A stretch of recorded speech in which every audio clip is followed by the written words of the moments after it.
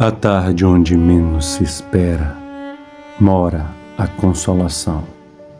Na lágrima que escorria no rosto estão os sais capazes de temperar a bonança. Que a vida em terra é célere, sabemos sim, mas também conhecemos a benevolência do Pai, que quer sempre o melhor para seus filhos. Então sempre deixe acesa a lareira, pois por maior que seja o frio à noite, terá sempre sua notória serventia.